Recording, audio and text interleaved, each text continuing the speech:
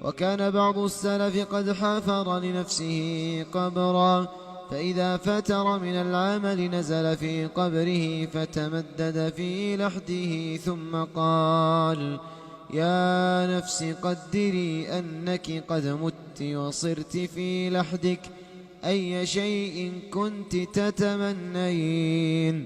قالت: أرد إلى الدنيا فأعمل فيها صالحا، فيقول لها: قد بلغت أمنيتك، فقومي فاعملي صالحا.